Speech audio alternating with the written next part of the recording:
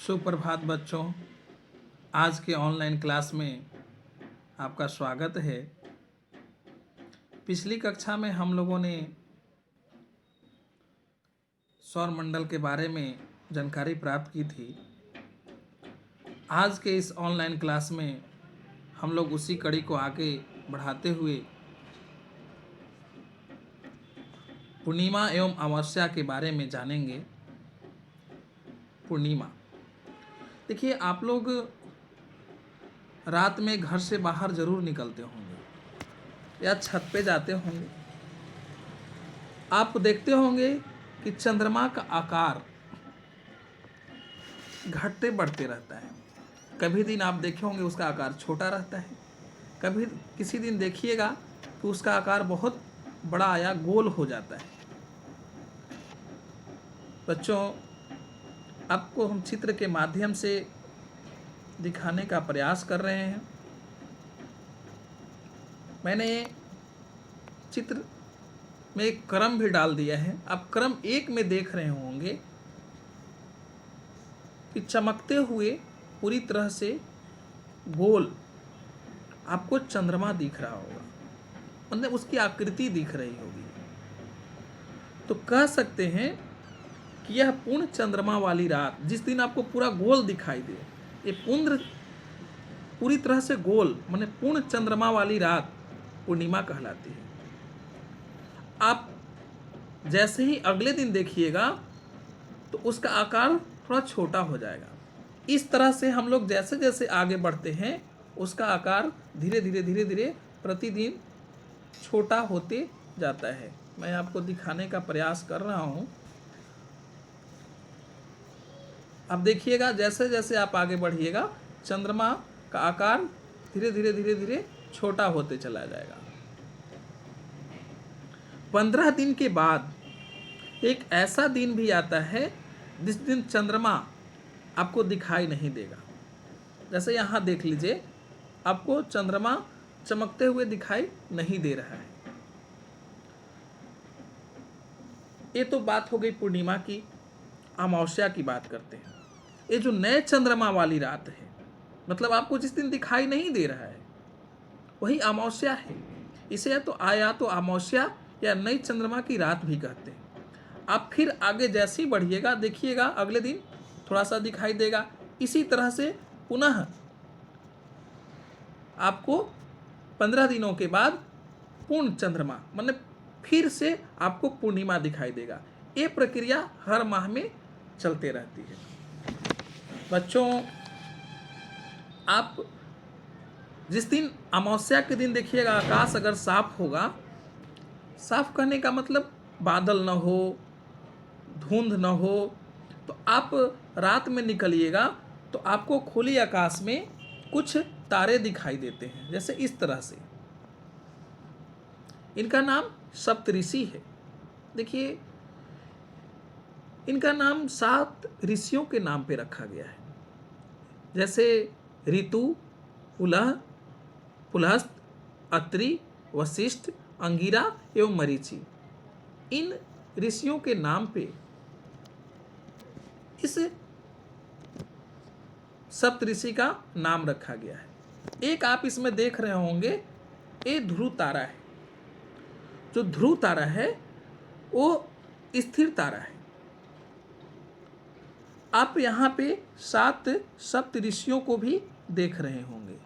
आप कॉपी कलम निकाल लीजिएगा और इन सप्तऋषियों के नाम भी नोट कर सकते हैं, क्योंकि ये आपके जानकारी के लिए बहुत उपयोगी होगा। बच्चों, ये तो बात हो गई सप्तऋषि की। अब हम लोग, जैसे मैंने पिछले कक्षा में आप लोगों को बताया था ग्रह के नाम, तो आप लोग शायद याद कर लिए होंगे। पुनः एक बार हम लोग इसको सारांश के रूप में देखते हुए आगे बढ़ जाएंगे, क्योंकि कुछ बच्चे नए जुड़े हैं तो उन्होंने आग्रह किया था कि सर एक बार आप फिर से ग्रह के बारे में बताइएगा। तो संक्षेप में हम लोग इस पर थोड़ा सा चर्चा कर लेते हैं। आकार के अनुसार, मतलब अवरोही क्रम में अगर हम बढ़ते हैं तो सबसे बड़ा ग्रह, मतलब बड़ा से छोटा, सबसे बड़ा ग्रह बृहस्पति है, शनि है, अरुण, वरुण, इस तरह से 8 ग्रह हैं। आप यहाँ पे देख सकते हैं, इनको नोट भी कर सकते हैं आप। दूसरी बात, यहाँ पे शॉर्ट में याद करने के लिए मैंने ट्रिक भी दिया है, आप इसके माध्यम से इन ग्रहों के नाम भी याद कर सकते हैं। बच्चों, अब बात आती है पृथ्वी की, क्योंकि हम जिस पे रहते हैं उसकी बात करनी भी जरूरी है। मैंने पिछली कक्षा में भी इसके बारे में बताया था। पृथ्वी के उपग्रह के बारे में भी, पृथ्वी का मैंने कहा एक ही उपग्रह है चंद्रमा। पहले पृथ्वी के बारे में जान ले। देखिए बच्चों, देखने में लगता है आकाश से पृथ्वी नीला नीला प्रतीत होता है। आप अंतरिक्ष में जाइएगा तो वहाँ से आपको नीला दिखेगा। इसका कारण है कि पृथ्वी के अधिकांश भाग पे जल है। पृथ्वी के 71% भाग पे जल है और मात्र 29% भाग ही स्थल है।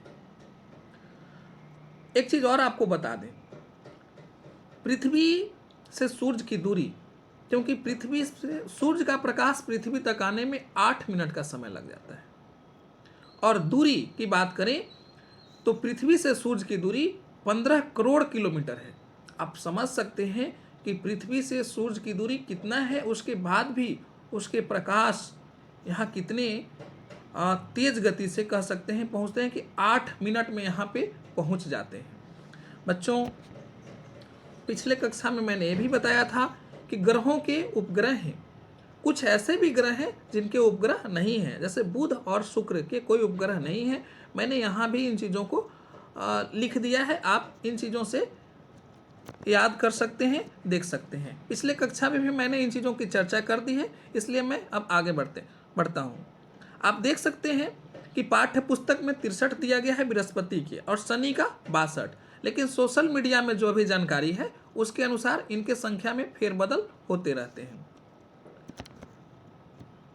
हाँ, अब हम लोग बढ़ते हैं। यहाँ पे आप देख रहे होंगे आंतरिक ग्रह और बाह्य ग्रह। थोड़ा सा मैं इसको जूम कर देता हूँ। हाँ, आंतरिक ग्रह और बाह्य ग्रह। अच्छा, ये आंतरिक ग्रह क्या है?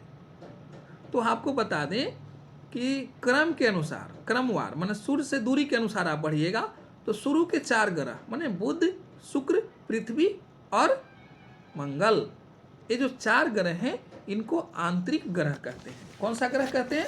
आंतरिक ग्रह कहते हैं। आंतरिक ग्रह कहने का मतलब ये सूर्य से नजदीक, ये चट्टान के बने हुए हैं। किससे बने हुए हैं? ये चट्टान के बने हैं। और अंध के 4 ग्रह आपको हम दिखाने का प्रयास कर रहे हैं, इंडिकेट। हाँ, ये वाला देखिए, जो 4 ग्रह हैं, बुध, शुक्र, पृथ्वी और मंगल, ये आंतरिक ग्रह है। ये सूर्य से काफी नजदीक है और किससे बने हुए हैं? चट्टान से बने हुए हैं। लेकिन बाद के जो 4 ग्रह हैं, देख लीजिए, बृहस्पति, शनि, अरुण और वरुण, ये सूर्य से दूरी भी हैं और बाकी ग्रहों की अपेक्षा ये आकार में भी बड़े हैं। तो इनको क्या कहते हैं हम लोग? वायु ग्रह। और कैसे बने हैं? तो एक गैस और तरल पदार्थ के बने हैं। गैस और तरल पदार्थ से इन ग्रहों का निर्माण हुआ है। या कह सकते हैं एक ग्रह कैसे बने हैं? तो गैस और तरल पदार्थ से बने हैं। बृहस्पति, शनि, अरुण और वरुण ये बाह्य ग्रह की श्रेणी में आते हैं। तो आप इसको नोट भी कर लिए होंगे, बाह्य ग्रह में कौन कौन है नोट कर लीजिएगा, और आंतरिक ग्रह में कौन कौन है ये भी नोट कर लीजिएगा। अब बात आती है ग्रह के बाद। तो हमारा ग्रह तो पृथ्वी है, हम जिस पे रहते हैं। मतलब मेरे इसलिए हमने कहा कि हमारा ग्रह, क्योंकि पृथ्वी ही एक ऐसा ग्रह है जहाँ पे जीवन संभव है, हम उसी ग्रह पे रहते हैं। अब उसका एक उपग्रह है, जैसे मैंने पिछली कक्षा में कहा था, चंद्रमा। अब चंद्रमा का आकार देखने में लगता है बड़ा है, लेकिन पृथ्वी से वो बहुत छोटा है, सूर्य से तो और भी बहुत छोटा है। पृथ्वी से उसकी दूरी की बात करें तो 3,84,400 किलोमीटर है। दूरी होने के कारण, जैसे सूर्य दूरी होने के कारण छोटा दिखाई देता है, वैसे ही ये इसकी दूरी कम है। अगर ये और ज़्यादा दूर रहता तो शायद चंद्रमा की आकृति और हमें छोटा दिखाई देती, लेकिन सूर्य की अपेक्षा इसकी दूरी कम है, पृथ्वी से इसकी दूरी कम है, इसलिए थोड़ा बड़ा दिखाई देता है। अब बात करते हैं चंद्रमा की।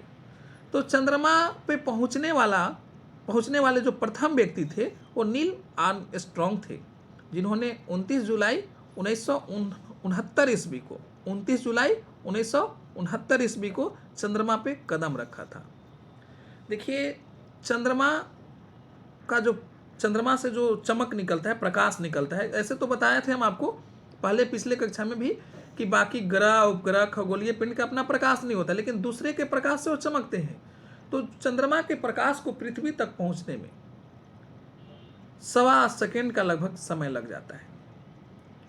और एक चीज और बता दें, वो अपने कक्ष पे लगभग 27 दिन में एक बार परिक्रमा करता है और घूरता भी उतना ही समय में है, इसलिए उसका एक ही भाग हमें बार बार दिखाई देता है।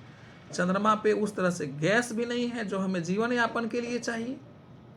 वहाँ पे आप देखिएगा, जैसे हमें भोजन के लिए बनाने के लिए, खाने के लिए जो सामग्री चाहिए, जो पदार्थ चाहिए, वो वहाँ पे उपलब्ध नहीं है, इसलिए वहाँ पे जीवन थोड़ा असंभव जैसा प्रतीत होता है। अब बात करते हैं हम लोग, अभी उपग्रह में बात कर रहे थे। देखिए, ये जितने हम उपग्रह की बात बता रहे थे आपको, ये सब प्राकृतिक उपग्रह हैं, लेकिन कुछ मानव ने भी उपग्रह बनाए हैं, जिसको हम लोग मानव निर्मित उपग्रह कहते हैं। जैसे मैंने यहाँ दर्शाया भी है, लिख भी दिया है, आप थोड़ा देख लीजिए, जूम करके हम इसको दिखा रहे हैं आपको। ये है मानव निर्मित उपग्रह, यहाँ पे देख लीजिए। देखिए, वैज्ञानिकों ने क्या किया है, पृथ्वी की जानकारी के लिए, या कह सकते हैं कि कई चीज़ों की जानकारी के लिए कुछ न कुछ खोज करते रहते हैं। इसी तरह से वो ब्रह्मांड के बारे में जानकारी प्राप्त करने के लिए और पृथ्वी पर संचार माध्यम के लिए उन्होंने कई उपग्रह बनाए हैं। इन उपग्रहों से हमें बहुत कुछ जानकारी प्राप्त होते रहता है। वैज्ञानिकों ने इसे पृथ्वी की कक्षा में स्थापित कर दिया है और वहाँ से कई तरह की हमें जानकारी प्राप्त होते रहती है। अगर आज हम लोग इतना जान सके तो कहीं न कहीं इन उपग्रहों के माध्यम से जान सके। बहुत कुछ आज पता चल गया है। पहले हम लोग देखते थे 9 ग्रह पढ़ते थे, लेकिन आज हम लोग प्लूटो को हटा करके 8 ही ग्रह पढ़ते हैं। तो इस तरह से हम लोग वैज्ञानिकों ने कई उपग्रह बनाए हैं जो पृथ्वी की कक्षा में स्थापित कर दिए हैं। उनमें से जैसे इनसेट है, IRS है, इस तरह से कई उपग्रह हैं जो पृथ्वी के कक्षा में स्थापित किए गए हैं। अब हम लोग देखते हैं क्षुद्र ग्रह एवं उल्कापिंड। देखिए, क्षुद्र ग्रह क्या है? मैंने पहले भी कहा था कि हमारे सौर मंडल माने हमारा जो सौर परिवार बनता है उसमें कई सदस्यों को लेकर के हम लोग, मतलब जैसे हमारा आपका परिवार बनता है ना, कई सदस्य होते हैं, उसी तरह से हमारे परिवार माने सौर परिवार में भी कई सदस्य हैं। उसमें से एक क्षुद्र ग्रह भी है। देखिए, क्षुद्र ग्रह मतलब कह सकते हैं तारों, ग्रहों एवं उपग्रहों के अतिरिक्त जैसे इस ब्रह्मांड में और भी हैं, उसमें से एक क्षुद्र ग्रह भी हमारा है। ये क्या करता है कि सूर्य की ये भी परिक्रमा करते रहता है, ये भी चक्कर लगाते रहता है। और ये देखिएगा आप, हम जूम करके आपको दिखाने का प्रयास करेंगे कि आप देख रहे होंगे कि मंगल, कौन सा ग्रह? मंगल एवं बृहस्पति की जो कक्षा बनी हुई है उसी के बीच आपको ये दिखाई देंगे। ये वैज्ञानिकों के अनुसार माना गया है क्षुद्र ग्रह ग्रहों के ही भाग हैं, जो कि बहुत पहले विस्फोट में ग्रहों से टूट गए हैं। वैज्ञानिकों का ऐसा मानना था कि ये जो क्षुद्र ग्रह हैं ये हमारे ग्रह के ही भाग हैं। बहुत वर्ष पहले ये किसी कारण विस्फोट से वो टूट गए हैं, जो हमारे मंगल और बृहस्पति के कक्षा के बीच में ही आपको देखने को मिल जाएंगे। मैं इंडिकेट करके आपको दिखा दे रहा हूँ। जैसे यहाँ पे देख लीजिए, ये सब आपको जो दिख रहा होगा, ये सब भाग धीरे यहाँ पे, वहाँ क्षुद्र ग्रह का भाग दिख रहा होगा, उसमें क्षुद्र ग्रह छोटे छोटे आपको दिख रहे होंगे। अब बात कर लेते हैं हम लोग उल्कापिंड के। तो सूर्य के चारों ओर ये भी चक्कर लगाते रहते हैं। ये पत्थर के छोटे छोटे टुकड़े होते हैं, इसी को हम लोग उल्का पिंड कहते हैं। पत्थरों के छोटे छोटे टुकड़े होते हैं जिसको हम लोग उल्का पिंड कहते हैं। कभी कभी देखिएगा आप आकाश में तो आपको लगेगा कि कुछ चमकते हुए भाग हमारे पृथ्वी की ओर गिर रहा है, वो उल्का पिंड ही होता है। ज़्यादातर वो उल्का पिंड ही होता है। अब कभी कभी ये भी प्रतीत होगा एकदम जलते हुए आ रहा है। जलते हुए इसलिए जल जाता है क्योंकि वो जब ऊपर से गिरता है पृथ्वी की ओर तो वायु के घर्षण से जलने लगता है। और कभी कभी ऐसा भी होता है, देखिए जैसे हम आपको चित्र में दिखा देते हैं, यहाँ देखिए ये आपको जलते हुए प्रतीत हो रहा है। पृथ्वी की ओर जैसे तेज गति से आता है, वायु के घर्षण से क्या हो जाता है, उसमें आग लग जाता है, वो जलने लगता है। लेकिन कभी कभी वो इतने बड़े होते हैं, चित्र संख्या 4 में देखिएगा, चित्र 4 में आप देखिएगा, कभी कभी वो इतने बड़े होते हैं कि वहाँ से जैसे ही वो पृथ्वी की ओर गिरने लगा तो घर्षण से जल रहा है, लेकिन आते आते जल नहीं पाता, वो पृथ्वी से टकरा जाता है। टकराने के बाद वही कभी कभी पृथ्वी में गड्ढा कर देता है। ये हो गए हमारे क्षुद्रग्रह एवं उल्कापिंड। अब बात करते हैं आकाश गंगा। आप तो नाम जरूर सुने होंगे, इसको मिल्की वे भी कहते हैं। देखिए हमारा सौरमंडल इस आकाश गंगा का एक भाग है। क्या है? इसका एक भाग है। जैसे आप देखे होंगे खुले आकाश में कभी निकल जाइए तो एक ओर से दूसरी ओर कभी एकदम चादर की पट्टी की तरह आप देखिएगा चमकता हुआ एकदम, ये लाखों तारों का जो समूह होता है यही आकाश गंगा होता है। आपको लगा कि नदी की तरह बह रहा है, कैसा प्रतीत होगा? नदी की तरह आपको बहते हुए प्रतीत होगा। अब देखिए ब्रह्मांड। बच्चों हम इसके बारे में एक चीज कहना चाहेंगे, आपसे ब्रह्मांड का क्या संबंध हो सकता है, इन चीजों से हम इसको समझेंगे। जैसे देखिए आप कहाँ, हम कहाँ निवास करते हैं? आप सभी पृथ्वी पे निवास करते हैं। पृथ्वी किसका भाग है? तो सौरमंडल का भाग है। अब जैसे मैंने पिछली कक्षा, इस कक्षा में भी बताया कि हमारा पृथ्वी जो है किसका भाग है? सौरमंडल का भाग है। सौरमंडल किसका भाग है? तो आकाश गंगा का भाग है। और आकाश गंगा किसका भाग है? तो ब्रह्मांड का भाग है। इस तरह से आप इसको समझ सकते हैं। जैसे मैंने चित्र भी बना दिया है, आप देख रहे होंगे। बीच में जैसे छोटे बच्चों को इसलिए डाला कि आप समझ सकते हैं कि पृथ्वी पे हम निवास करते हैं। और पृथ्वी किसका भाग है? सौरमंडल का भाग है। सौरमंडल किसका भाग है? तो आकाश गंगा का भाग है। आकाश गंगा किसका भाग है? तो ब्रह्मांड का भाग है। मतलब इस ब्रह्मांड में असंख्य कह सकते हैं सौरमंडल हैं या हो सकते हैं। बच्चों इसमें आपको जो नोट करने वाले कुछ बात मिले होंगे, आप उसको नोट कर लिए होंगे। उम्मीद है कि आपको आज का ऑनलाइन क्लास अच्छा लगा होगा। हम लोग पुनः मिलते हैं आपसे अगले ऑनलाइन क्लास में। आप घर पे रहें, सुरक्षित रहें, स्वस्थ रहें। धन्यवाद।